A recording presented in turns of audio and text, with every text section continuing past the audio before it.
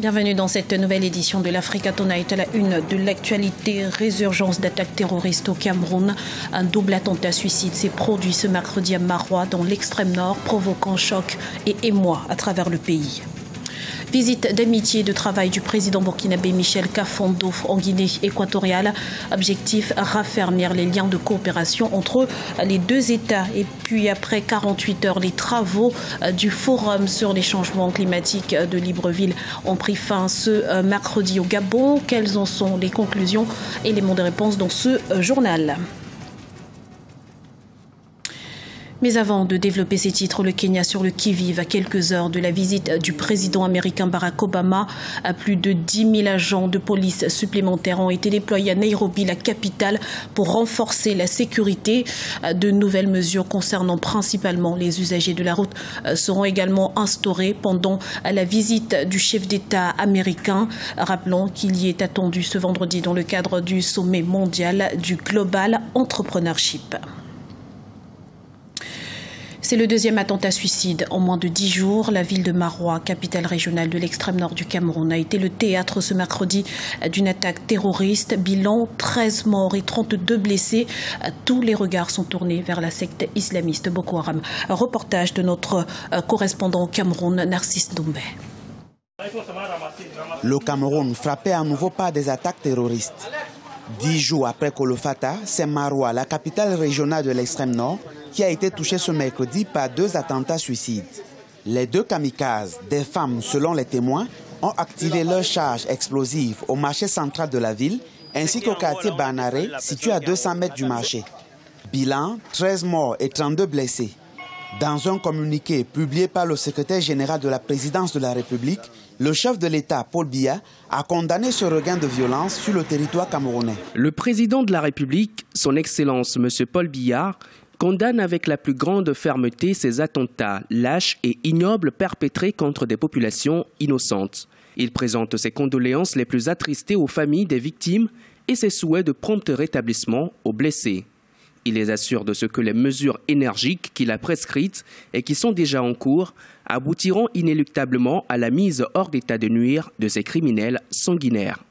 Le gouverneur de la région de l'extrême nord, quant à lui, invite les populations à plus de vigilance et de collaboration avec les forces de défense et les autorités administratives. Le renseignement, tout phénomène suspect, tout cas suspect doit être porté à l'attention des autorités.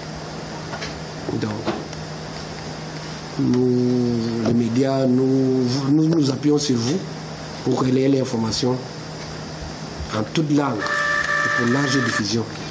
Que les gens sachent aujourd'hui le danger et le verre est dans le fruit, comme on dit. Les attaques de Maroua n'ont pas encore été revendiquées, mais le mode opératoire fait peser de lourds soupçons sur Boko Haram. La ville reçoit dès ce jeudi la visite du ministre de la Défense, accompagné de l'état-major des armées. Le Maroc et l'Algérie ont chacun tenu une conférence sur la sécurité de leurs frontières. Celle du Royaume chérifien a réuni une trentaine de pays et celle de l'Algérie, des émissaires venus de 50 États. 2 événements distincts aux enjeux portants similaires. Explication avec Arwa Barkala. 2 conférences pour des enjeux communs, la sécurité autour des frontières. Le thème était au cœur de 2 conférences organisées d'un côté à El Jadida au Maroc et de l'autre à Alger. Le premier, un sommet tourné vers les partenariats occidentaux. Le second se veut une plateforme d'échange d'expériences et des leçons du passé au profit des pays africains. L'intérêt de cette conférence, c'est de transmettre l'expérience algérienne extrêmement riche qui lui a permis de vaincre le terrorisme et donc d'en faire un exemple. On pourrait profiter très largement des pays qui sont touchés par ce fléau. Je pense au Kenya, au Nigeria principalement, mais également dans d'autres pays. Durant leurs conférences respectives, l'Algérie a consacré un volet sur la déradicalisation et la lutte contre l'extrémisme, tandis que le Maroc travaillait sur le renforcement des renseignements et des moyens de surveillance des frontières.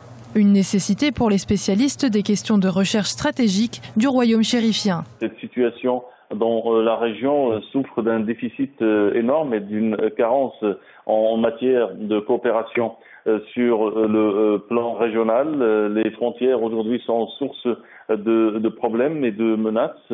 Il y a aujourd'hui des groupes terroristes qui sont très actifs dans la région et un grand mouvement d'activistes et de terroristes qui traversent les différentes frontières. Et il y a cette prolifération des armes et l'aggravation de la situation du crime organisé dans la région, que ce soit la drogue, l'immigration illégale ou le trafic d'armes ou toute autre forme de trafic illicite, ce qui fait des frontières aujourd'hui donc un enjeu majeur.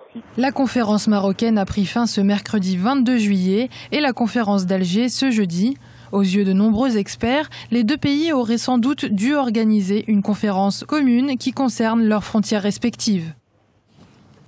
Visite d'amitié et de travail de Michel Kafando en Guinée équatoriale. Le président burkinabé est arrivé ce mercredi à Malabo où il s'est entretenu avec son homologue, le président Teodoro Obiang Bazogo, au centre des discussions, le renforcement de la coopération bilatérale. Le point tout de suite dans ce reportage de Leopoldo Enemembaswe, notre correspondant en Guinée équatoriale. Visite d'État du président Michel Kafando en Guinée équatoriale. La rencontre entre le président de transition burkinabé et le chef de l'État équato-guinéen a eu lieu ce mercredi à Malabo. Au cœur des échanges, la résolution de la crise politique qui secoue le Burkina Faso et les relations bilatérales entre les deux États. Nous sommes conscients de la situation de crise politique au Burkina Faso. Aujourd'hui, votre pays est dans une transition qui doit aboutir à des élections. Celles-ci mettront fin à votre mission à la tête du pays. Mission que vous avez menée jusqu'à présent de manière honorable. Pour la suite, je vous exhorte à rester toujours dans la légalité. Les deux chefs d'État ont réaffirmé leur disposition à renforcer la coopération bilatérale dans le domaine de l'économie, de la santé, de l'énergie et des mines. La République de Guinée équatoriale et le Burkina Faso partagent la même vision, les mêmes préoccupations sur les grandes questions internationales telles que la paix et la sécurité internationale. On peut y est convaincu que c'est par la mutualisation des moyens et des efforts que nos États pourront relever les défis régionaux et internationaux auxquels ils sont confrontés. En effet, seule une Afrique unie peut se faire mieux entendre sur la scène internationale. Les deux chefs d'État se sont rencontrés pour la première fois en janvier 2015. Les élections présidentielles et législatives au Burkina Faso sont prévues pour le 11 octobre 2015. Combler l'écart approche de politique d'inclusion financière en faveur des femmes en Afrique. Voilà le thème de la 3e table ronde des leaders de l'initiative africaine sur les politiques de services financiers via la téléphonie mobile qui a démarré ce mercredi à Yamoussoukro en Côte d'Ivoire. Une rencontre qui a pour objectif de mesurer les enjeux et les défis de l'inclusion financière des femmes sur le continent. Près de 120 leaders et décideurs économiques y participent. Les pays d'Afrique centrale veulent parler d'une seule voix lors de la conférence mondiale sur le climat qui se tiendra en décembre 2015 à Paris. Réunis en conclave ce mercredi à Libreville au Gabon, les parlementaires des pays de la sous-région ont mis en commun leurs préconisations et celles-ci ont été rassemblées dans un document de 6 pages. Voyez ce reportage de Douglas Toutoum, notre correspondant au Gabon. En prélude à la conférence des Nations Unies sur les changements climatiques prévue à Paris du 30 novembre au 11 décembre 2015, un forum régional sur le climat s'est ouvert mardi à Libreville. Objectif, sensibiliser au mieux l'ensemble des acteurs, les religieux, la société civile et les politiques sur la problématique du changement climatique pour une position commune. Nous pensons que Paris ne doit pas être une déclaration. Paris doit pouvoir consacrer définitivement un accord contraignant, juste et équitable. La lutte contre le réchauffement climatique est plus que jamais le combat commun des pays de la communauté économique des États de l'Afrique centrale. Dans ce sens, le Gabon a consacré 11% de son territoire au patrimoine mondial. Réserver 11% du territoire est une action emblématique